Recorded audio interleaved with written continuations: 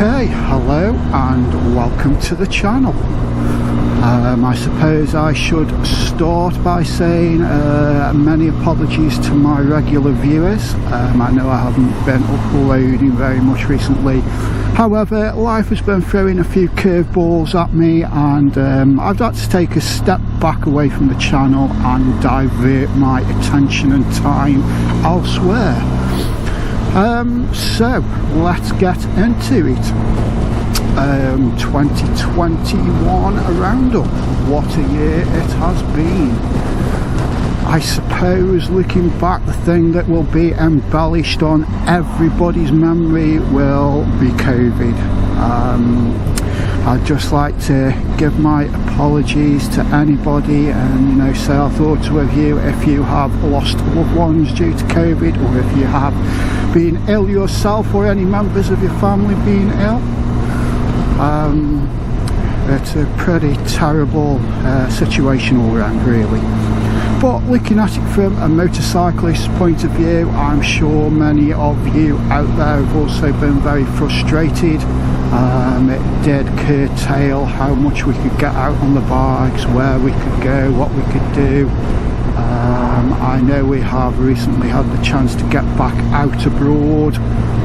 Me personally, due to my circumstances, that really wasn't an option for me, and even if it was, I don't know whether I would have gone anyway. There's always that thought of tempting fate that you're going to get stuck overseas. As for me, throughout the year, it's also puts me in lots of personal problems with work.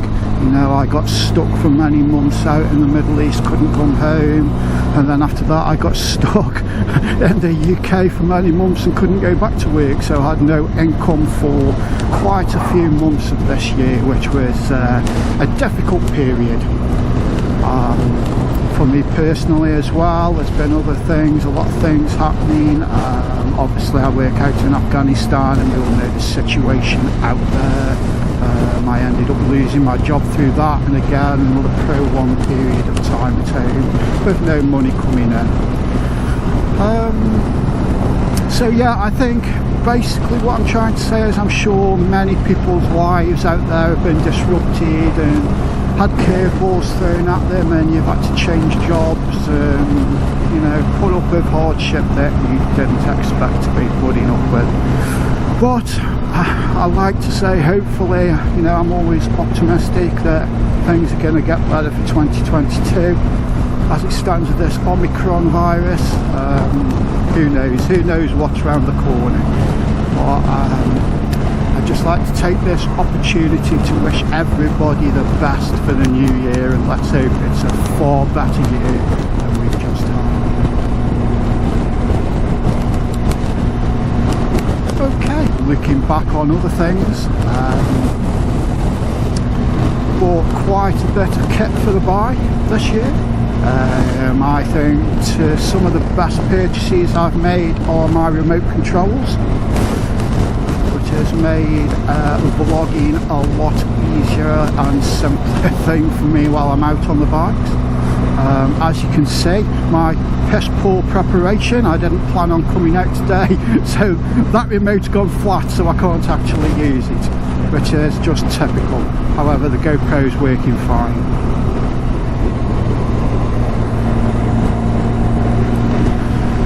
The other thing that's been an absolute revelation is heated clothing. I highly recommend anybody who rides through winter to get heated clothing. At the moment, I've got my Gerbing heated jacket on, and I've got my Gerbing heated gloves. They're on low satin, and I am absolutely toasty. It is the best thing since sliced bread. If I had to do away with all my gadgets and I could only keep one purchase of last year, the heated clothing would definitely be the purchase that I would keep. You know, the thought of it being a faff, putting it on and connecting it all, and it does put people off, but I can assure you, once you've done it a few times, you get really slick at it, you get it all pre-set up, so, you know, it's literally 30 seconds and the benefits are just absolutely amazing. So yeah, definitely recommend you heated clothing. Talk about another downside of the year. One of the things that I don't know, perhaps I've become a little bit oversensitive to it since I've been running my own channel. Looking on the internet forums and seeing all the negative comments people make on people's channels, and you know, often when you go onto the channel of these people who are making the comments, they haven't contributed anything. You know, they've been a member of YouTube for 8 years and they haven't posted one video on there, and yet they're on there gobbing off and slagging you know, content providers off who do it out of their own time and their own money. And it's really become a bugbear of mine. It really gets under my skin. I know I shouldn't let it, but you know, I just think what sad people. Unfortunately, you know, it's the curse of today. You know, it's a common symptom of today's how can I put it, population. You know, and sometimes when I think of, you know, well, I should get out on the bike and make a video, that's in the back of my head, you know, should I bother? You know, there's so many trolls out there. Me personally, I'm not really suffering from it. I have the odd comment here and there, but it just, I don't know, it just takes the edge off, it just betters the whole experience for it.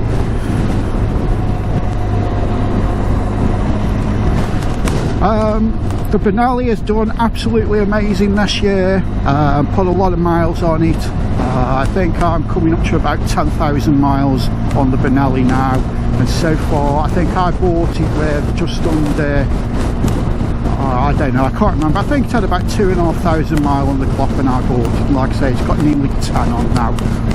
I've had to replace the tyres on. That was a whole other experience. I tried to do it myself. I will be putting that video up. It was an absolute disaster. I did the back tyre myself, ended up scratching my rims, so I had the front one done professionally. So yeah, it's had new tyres and it's had a fork seal as well. I get a lot of comments about garages not wanting to touch bikes, Chinese bikes, and a lot of comments from people saying that parts are really hard to get. Up to yet, I haven't found that. I did recently come across one garage that I found locally that I didn't know about, and they have a policy that they won't touch Chinese bikes. But on the whole, where I live, every garage that I've been to, every shop, they all work on Chinese bikes. So perhaps it's more of a thing in the cities where Chinese bikes are more abundant, I don't know, but out here in the Scottish borders I've had no problems. As for parts, again, I've had no difficulty sourcing parts myself. However, when my bike went into the garage to have the fork seal, it took the garage nearly 2 weeks to actually source the part. If I'd have known that, I would have got the part myself, because I think I could have sourced it a lot quicker off the internet. However, I don't know whether they go through MotoGB or whatever, but they did find it difficult to source parts.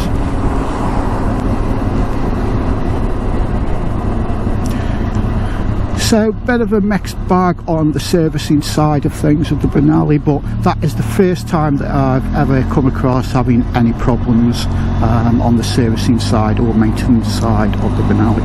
As for the bike itself, it's stood up to the rigorous weather. I have been out, even though I haven't been filming, I have been out on the bike quite a bit in all weathers, and it's still rust free.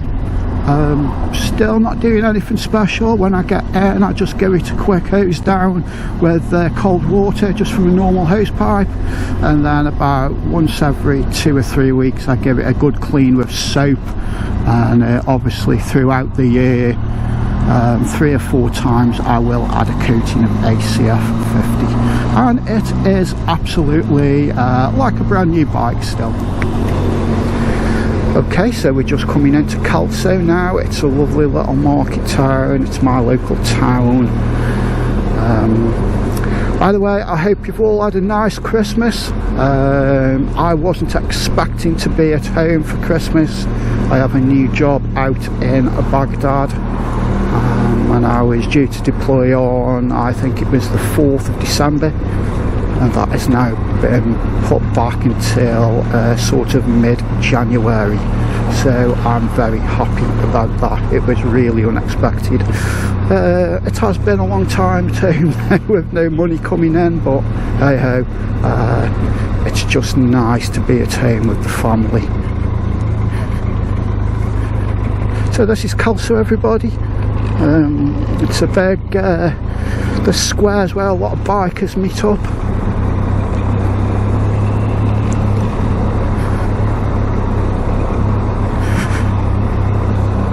This place normally in non-COVID periods is absolutely heaving. In the summertime you get a lot of tourists that come to check out Kelso. There's a big race course here as well. Horse racing is very popular at Kelso. I don't know if anybody's ever been to the races at Kelso. I haven't myself. It's not my cup of tea, but I know it is very popular with people. One of the things I'd just like to mention is that I have been shooting videos. I haven't got around to editing and uploading a lot of them, so they've been postponed and being put up on the channel. So you may see me refer to Christmas coming up and buying things for loved ones. Obviously Christmas is long gone, but that's the reason why. I'm just trying to build up so that I've got a lot of videos in the can, so that I'm not sort of putting pressure on myself to film a video each week to upload. I can have a little break when I want and still have a continuity of videos going up to the channel. I must say, I think that Kelso is the nicest place I've ever lived. I've lived in some nice places. Barnard Castle in the northeast was another nice place that I lived. A village called Walsingham just outside Barnard Castle. Very nice place. but I really do love living in the borders, and especially Kelso, just for the location, because I can go 5 or 10 minutes in any direction from my front door and I'm just on fabulous roads. And it is the gateway to the Highlands as well. You know, living down south, to get to the Highlands you've got a grueling motorway journey. I know I did it because I was working down in London recently, and you know, travelling down to there, it was just an absolutely horrible journey, motorway all the way. However, I will say that, you know, if you are tempted to come up to Scotland and the borders, please do so, because it's worth that one day grueling journey. It really is, because when you get here, the roads are absolutely fabulous. There's no traffic, and you know, a lot of people, when they think of Scotland, they think of the North Coast 500, and there is so much more to Scotland than the North Coast 500. You know, just the border area alone, the roads are absolutely fantastic. You could easily spend a week or 2 weeks just travelling around the Scottish borders and, you know, sort of mid-Scotland region. It's absolutely an amazing place. I've been up here now, I think I've been up here now about 5 years, and I'm still finding new routes even on my doorstep. It's just unbelievable.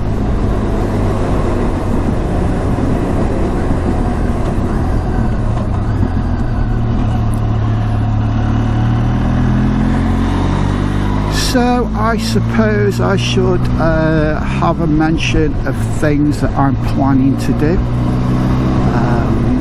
Videos that I've already got in the can.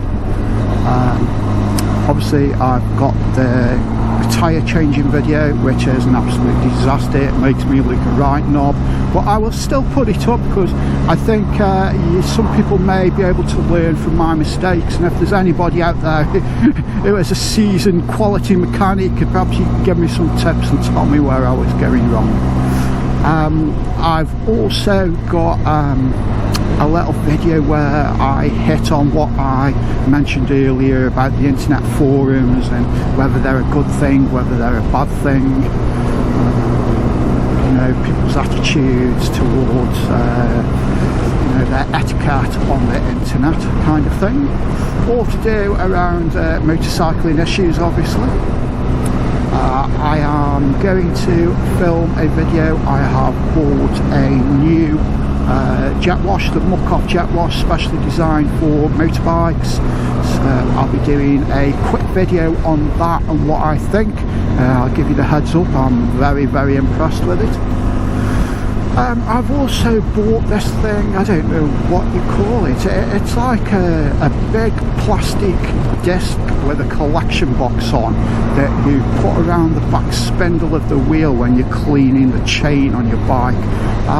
It's made by a company in my hometown where I was born, in Stoke-on-Trent, and on the video it looks really, really good. A really simple idea, and it looks amazing. I haven't tried it yet, so I'm going to be doing a short video on that and seeing if that's any good. If it is, it's a very inexpensive piece of kit that I think will be very, very useful in the future. I suppose another thing to talk about is some of the bikes that have been released this year. We've had quite a few nice bikes released, especially in the sports tourer category, because I hope you can, by the way, I hope you can hear me inside this helmet, because the wind noise is really, really bad. It sounds terrible, so I hope you can hear me over all the wind noise. I do apologise if it's encroaching on your enjoyment. Yeah, so going back to bikes that have been released. Now, this year I am definitely looking to purchase another bike. I was looking at purchasing it last year, but because of the COVID and everything, I just didn't bother, and with all the time off work. However, I'm definitely going to buy something this year. I'm in two minds. I don't know which direction to go. I don't know whether to upgrade the Benelli and go for the new Africa Twin. The thing about that is I'm really happy with the Benelli. and for how much it costs, I think it's the best value bike I've ever had. Every time I go out on it, it puts a smile on my face. And you may be saying, well, why change it? And that's the whole point, why change it? The only reason is that I've always wanted an Africa Twin. I always said that this bike would be a stopgap in between just waiting for the new model to come out. And I have had this bike now a couple of years, and it'd just be a change, you know, just changing the bike just to try something different. But on the same time, I do like my sports tourers, and the sports tourer that I've got now I'm keeping just for sentimental value. I've got a Pan-European ST1100. It was the first big bike that I ever had. I never ride it now, it just sits in the garage. I can't remember the last time that I took it out. It's on a sawn, and it's just sitting there doing nothing. And there are a lot of new sports tours that have come out. I am very interested in the Honda MT 1100. It's got the Africa Twin engine in, but it's a totally different frame, totally different setup. Just let this car past. There we go, see, there are courteous motorcyclists. Don't want to go too fast because the wind noise in the helmet is really bad. Yes, so I'm definitely looking at that Honda. It looks a really good value for money bike. It's a basic bike, it doesn't have a lot of bells and whistles on, which I do really like.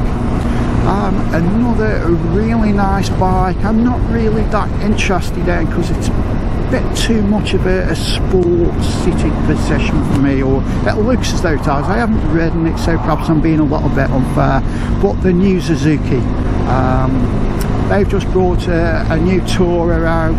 It's the colour I've seen is like an electric blue, it comes with panniers, and it looks absolutely amazing. Looks really, really nice bike. But again, I would have to test ride it to see just how comfortable the riding position is on it. All the reviews say that it's a very comfortable bike to ride, however, I'm getting old now. My bones ache left and right. Let's go up here and see where this goes. I've never been up this road. Oh, it's a bit shitty here. So let's go on a little bit of an adventure. That's the good thing about living around here. Every time you go out, there's always side roads that you've never been up. I'll have a quick look. Hopefully the rain holds off. It's not looking too good at the moment, but we will see. So yes, I am definitely looking at bikes and planning what type of bike I am going to purchase. If anybody has any suggestions out there, let me know.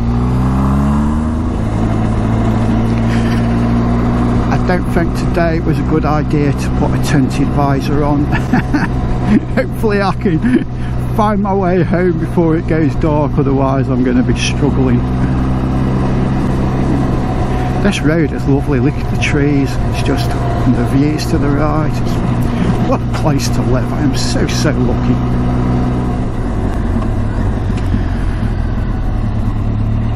Wow, look at that place.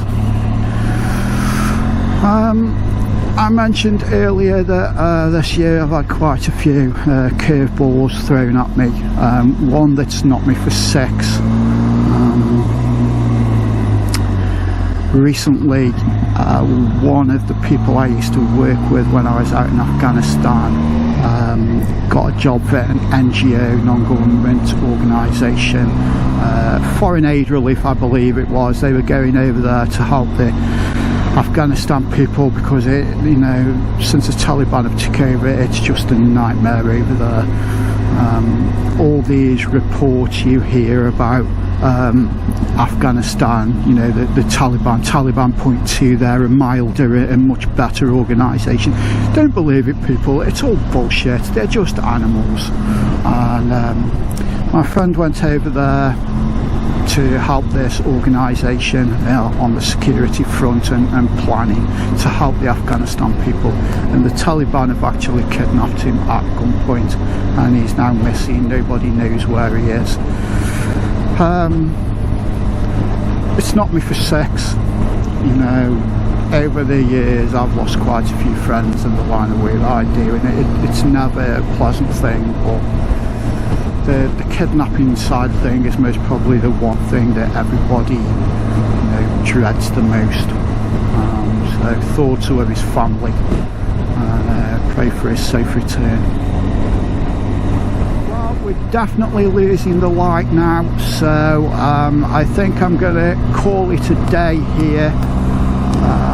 Thank you everybody much for keeping faith with the channel. I know it's been difficult times for everybody, and I know it's been difficult times with the channel with not much content going up there, but thank you very much if you have kept the faith. For any new viewers out there, check the back catalogue. There is lots and lots on the channel, and there is a lot more to come, I do assure you. So thank you very much everybody.